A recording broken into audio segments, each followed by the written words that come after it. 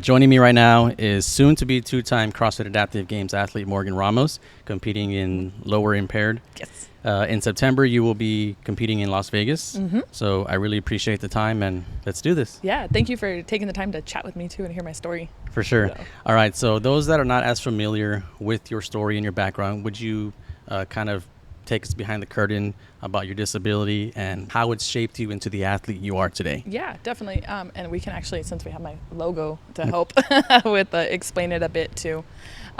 So I look normal to the naked eye. I was actually born with it's called PTEN hamartoma tumor syndrome, super mouthful. Basically, there's a gene that we're born with that's in charge of controlling like overgrowth and undergrowth. Mine doesn't work. So when I was born, my body made too much extra veins on my left side. So I have like spider veins, essentially, is what they look like, from like glute all the way down to my knee, but it also goes into the muscles, into the nerves. So I only have maybe about like 25 to 35% use of the muscles in that leg. And then on top of that, I have a lot of health concerns too, like cancer screenings, my kidney disease, stuff like that. So where I got into CrossFit was I was like, hey, you already have this limited use of your leg. Well, let's try to strength train and go from there. And Okay. so wheel wad, I'm kind of like a rare case. I could technically be in all three divisions, but they have me in the lower right now. So Okay. that's the best So fit. this is one of the cool things about adaptive athletes. When I went to the games last year, it was like, to me, the biggest thing that kept replaying in my head was I got no excuse, right? And I wasn't super into fitness at the time. Not that I am now, but I'm getting there. And it's amazing to me that a lot of these athletes have physical impairments. Some, like you said, some of them are not as visible, but they are choosing to compete in a sport despite their disability. You could do anything Yes. that's not physical, but you have a physical disability and you are competing in a sport that requires you to overcome that disability. So why choose to compete in something that is physical? Yeah, I think in my case, I chose CrossFit because I thought I was already, so kind of a backstory, I guess. I was a paramedic for a long time, and they already told me, like, hey, you're not going to be able to do this with your leg. And I was like, I don't like being told no. I want to go out on my own terms. So I tried that. It flared up my leg. There was a period of time I was getting surgeries like every 2 to 4 months. I gained a lot of weight with it. So then when I did make the Wheel Wad 2022 games, I was like, hey, I like this. Like, I kind of went just for fun. I was like, oh, cool, you made it, see what Okay. happens. But like you said, to see that physical, I guess, defying the odds that CrossFit gives the adaptive athletes, I just fell in love with it from there. And so I'm one of those that I like the pain. I like the like seeing what you can accomplish, and like also knowing in the back of your mind, like, you physically should not be able to do this, but look at where you're at. And exactly, like, even me being an adaptive athlete, I moved to tears seeing some of my friends with one arm, one leg, things like Yeah. that. Overcoming those odds are really inspiring. Oh, that's really awesome. I know you touched on it briefly, but can you talk to us yes. about the ducks? I'll Yes. put one there for you so you can kind of hold it. Yes. So I actually, when I made the 2022 games, I was like, hey, I noticed the elite athletes all had a logo, like Bethany Shadbourne had the bulldog and things like that. And I was like, well, I want a logo. So one day I just sat down and I was like, you know what? You walk a little funny. So like a duck with my leg. So, cause my leg is actually shorter in that leg too. So I was like, oh, let's do a duck. And I always called my limp my waddle. Okay. And then, like I said, since I'm blue on my leg and my glute, the duck has a blue leg and a blue tail. Okay. And then it's got my dimples, and it actually has my actual tattoos on the top part of my arm there too. Okay. Wow, And that's really neat. So yeah. it doesn't have that on the. Oh, it does have it on the Yes. on the pin as well. So yeah, I just came out with the little pins. I was like, I Oh, try I to be couldn't like see the blue. Now I see a it. little creative, because I mean, I hate to be like, hey, I made this, here's a GoFundMe. Like, I'm more like, hey, my hobby is coming to a full-time job, Yeah. so let me try to like share the story, but also get the logo out there a bit. Cool. So one thing that stands out to me is you're competing as a Mexican athlete. Yes. I know we've previously talked about competing as an American athlete and a Mexican athlete, but why the push to compete as a Mexican athlete? Yeah, that's actually, it's a really cool story. So backtracking to when I made the CrossFit Games in 2023, I was actually unemployed at the time for like 6 months, and I was just kept trusting the process, found out I made the games, and I was like, I don't know how we're gonna do this, but we're gonna do this. And at that time, a month before the games, or actually about 2 months before the games, we lost my grandpa, we lost my grandma, we lost my dog, which was like my best friend. But I was like, you just have to keep going. And I feel like, especially as like Hispanics and Latinos, when people pass on, it's not necessarily like the way we grieve is carrying on the tradition and carrying on who we are. And so my process was, let me just dive into the history and the family tree and the different people and the immigration routes and how we came there. And I just fell in love with the culture. I got blessed with the chance to get a wild card to go to the spring break games in Michoacan, which the first adaptive athlete there too. So I was like, Wow. yeah, so that was a That's really pretty cool. cool experience. And then from there, I met a photographer because I'm a huge like props to the media team. Like you guys do so much behind Yeah. the scenes and just the beauty you see and the grit of what we do. I met a photographer at the CrossFit Games, and I never really get posted because obviously, I mean, I would say I look inspiring, but not the same as some of my friends, right? And I mean, it's not about that anyway, but they had posted me, and I was just doing something, I think like the bench press or something, but I thought that was so cool. So I was like, hey, tell me how you got into CrossFit. Tell me about your passion for adaptive athletics and stuff like that. And then, so when I made the 2024 games, I was like, hey, or 2025 games, I was like, you know, I want to be under Mexico. I want to honor like your hard work that you've put into this sport and the people you believe in. So that's why I'm under CrossFit CLF for this year. But yeah, I messaged CrossFit and I was like, hey, you know what, here's my case or my story. I qualify for both citizenship. I'm in the process. I don't want to be under American. And CrossFit was just like, okay, do what you want. But so that's how I made the switch. And so in a way, like not only does CrossFit help me overcome my disability, it's also overcoming and bringing honor to like my roots and who I am at the core. So Wow, no, that's really cool. It's pretty cool that you have both heritages and you can pick, you know what, I want to honor, you know, my Mexican heritage and compete at the CrossFit Games on an international stage representing Mexico. That's really cool. Yeah, and I've spent honestly the past year and a half, and my Spanish is más o menos, but just investing into fully learning because I mean, you see these. I've been blessed to experience competitions at the international stage, and some of these athletes, they're working so hard to learn the other language, and it's just a respect thing. And so is there some sort of like mental switch that you're going into these games representing Mexico? I would say so. I feel not necessarily pressure, but just honor, because I actually got to spend about last month like a week in Mexico, and I just literally didn't know anybody. People from Instagram, I was like, hey, you want to meet up? Let's go train. And just to hear their stories and to see their where they're at, what led them to CrossFit. So I feel like this year going to the games, it's not only just representing me, it's representing everyone behind me from the Valley, from Mexico, from my family. And so I have a lot of honor for this year. So I'm excited for showtime. That's really cool. I know this might be a very broad question, but what is your favorite thing about competing? Man, that's a good question, though. I know it's very broad, but like you step on the floor, the lights come on, the music's on. What goes through Morgan's head? Honestly, just joy. Like I love that like switch from when we're in the back, you do a little athlete briefing, what's going on. I love that, just walking out and just seeing people watching you and just realizing like I'm here. And so I laugh sometimes because there's no really serious photos of me out there. I'm always like all smiling, happy-go-lucky. But yeah, it's just that I love that feeling of like, hey, whatever's ahead of you, this task, this workout, just be grateful that you're here and enjoy the moment and leave it all out there. Oh, that's really cool. You shared recently that you hit a new PR. It was a 155. Was it clean and jerk? Yes. Talk us through that. Yeah, actually at Hard Knocks, their local comp they just did, and they've been huge supporters for me from day one, because before I made it into the adaptive CrossFit space, I would just message and be like, hey, I want to play. This is what's going on with my leg. I need help, but I don't care if I'm dead last. I just want to play. So fast forward, it's 5 years now. At the competition, we had a clean and jerk, and I had been stuck around like 135-ish for a while, and I hit 155, and I recently have just officially lost 150 pounds over the 2 years. Wow. So it was just a cool moment to be like, hey, you've carried this over you. So okay, so what would 150 pounds ago Morgan say to current Morgan right now? I think just proud that we didn't give up. Would she believe it? Yeah, I think she would, because I mean, there's always been a sense of like stubbornness not to give up, or resiliency is probably the better word. And yeah, just it's been I've had a lot of opportunities to give up, but I've just known in my heart that this is my passion, this is my platform, and we're gonna write it out. So 150 pounds ago, you believed you could be where you are right now? I do, yeah. Wow. I knew like this was my thing, and especially with my leg, I'm not necessarily guaranteed that like from one day to the next I'll be able to do this. So I think I've always known in the back of my mind, like, you're gonna give this your all for as long as you can. Awesome. All right, let's talk about the 956 for a little bit. Woo.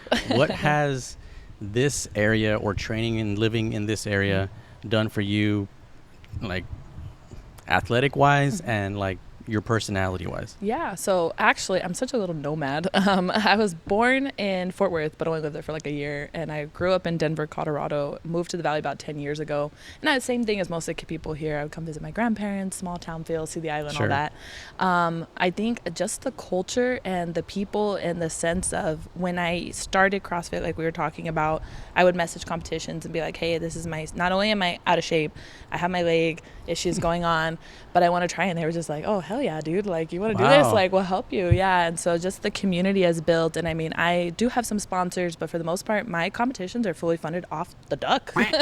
And just the sheer fact that people are like, you're from the Valley and you're going to go do this? Yeah. So I just think that the resiliency of our culture, our people, the small town feel, that it's really helped me keep going through the motions. That's interesting. Okay, so I'm kind of getting it now full circle. You were born in Fort Worth, lived in Colorado. Mm-hmm. Now you live in the Valley, so you kind of have a good understanding of cultures from different mm-hmm. places. And now you're here, and you probably did answer this, but I think I want to hear it again. Yeah. So what about this area mm-hmm. is different to you? I would say, and I know you hear it all the time that people's like, the Valley's the poorest area and we're the most out of shape. I don't see that. I think we're the people that will give you the shirt off your back, will help you in the time of struggle, will come together. And that's something I've really seen in my own like athletic pursuits of, I've seen people that are like, hey, I only have $20, but I'm going to give it to you. And like, how do you not give your all when you're at these competitions, knowing that somebody gave you like that last little bit they have? And so, and you don't see that in the big cities. Everybody's so busy and doing their own thing. And so that's, you know what, that's a very good point. I don't really think about that. I see the statistics that say, oh, the Valley is the most obese area in the U.S. And it might be, or they could be sampling the wrong group of people. Yeah. But the people down here, like you said, they will give you the shirt off their back. They'll give you their last $20. Mm-hmm. They'll, without even hesitating. I don't know who you are, but you're in need. I've got a little bit right now. I'm going to help you out. Yep. And I think that as an athlete has been life-changing, but just as a person too, to see people always come together in times of trials and help people. It's that humility you don't just get everywhere. Talk to me a little bit about, you said, I'm going to say CLF, but you call it CL. They call it CLF. So basically, like they just say, Okay. You said they say it in Spanish. CLF? Yes. Okay. So talk to me a little bit about them. Yeah, so I met them, obviously, or heard of the gym from that photographer friend that I have. That's he's like a co-owner there. But spending that week there, I had people that literally, it was just like, I would get messages and they're like, hey, what time are you going to train? And, you know, I'm going to adjust my work schedule so I can come see you. And I was like, you don't even know me. Like, yeah, I was like, dude, like, I still modify my pull-ups. Okay. But it was just such an amazing community. And they're in a smaller part. They're in Tanablanta, Estado de Mexico.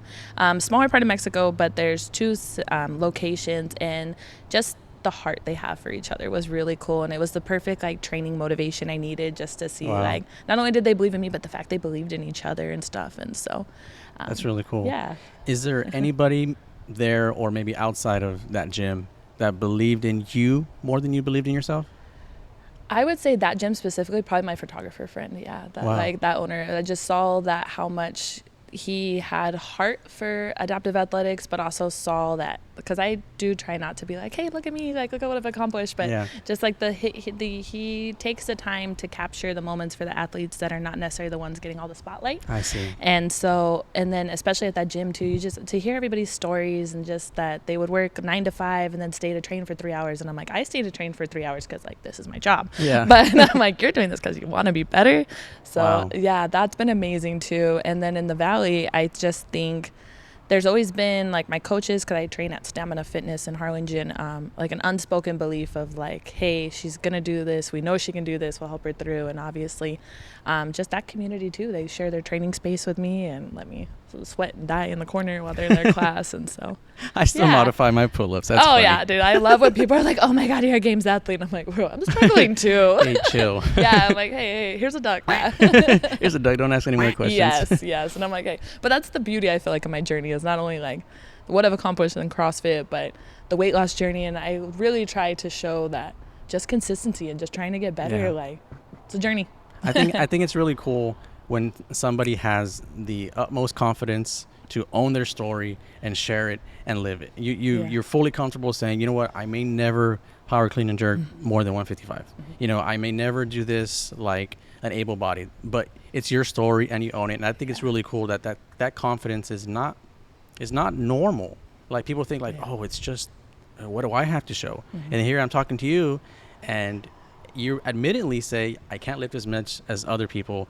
I don't look a certain way, or I'm never having a certain, aesthetic on the field.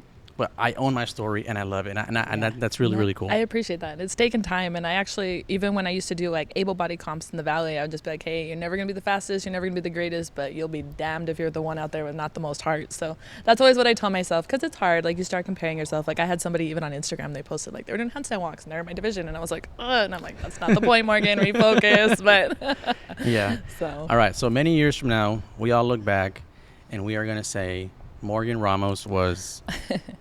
I would like to be known for heart.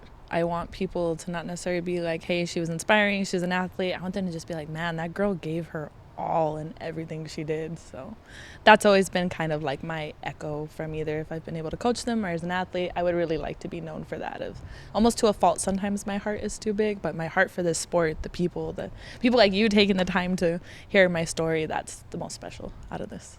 Awesome. All right, you got some time for some rapid fires? Let's do it. All right, first thing that comes to your head, okay? What is your go-to hype-up song? Ooh, that's really good. What is my go-to song? Crap. I was like, I don't know if I have one. What about a genre? Yeah, probably reggaeton. Reggaeton, okay. Especially since I'm trying to learn my Spanish. Like my playlist is like pure Spanish right now. They're like, do you understand? I'm like, not really. But no, but it's cool to move your head to that music. Yes, yeah. I'm one of those Spotify shuffle trains. So yeah, definitely anything Spanish and a good beat. All right. Do you have any nicknames? Morgs. Yeah, that's been my nickname. All right. Favorite Mexican snack or comfort food? Ooh, favorite Mexican snack. It's actually meal chilaquiles. I love chilaquiles. Yeah. But like the good Mexicano ones, like, yeah. Authentic? Yes. All right. A workout you love to hate? DT. Yeah. I've heard that one so many love times. DT. My back, I think my back just spazzed saying it, but yeah. All right. The phone rings right now and it's a dream sponsor. Who's that? Dream sponsor. I would say, you know what? I'm really trying to get sponsored by Rooster in Mexico. They're like basically their rogue barbell. I'm really trying to I'm like, I don't even want anything from you guys. Just hear my story and take a damn duck. Yeah, but that's it. That would Just be take my a duck. dream That's sponsor. it. That's what I really want.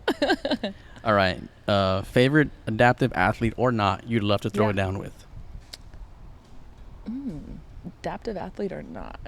I would say Chris Ibarra, since he's from the Valley in a way. Yeah, I would love. I actually, backstory, when I used to coach in like 2023 or 2022, he came in to drop in. And I was like 300 plus pounds. Like I would have never thought all of this would happen. And like he's been to the games, I've been to the games. I would love to like, hey, little 956. Cool. Yeah. Throw it back. We'll make it happen. Yes. All right. One thing people don't know about you.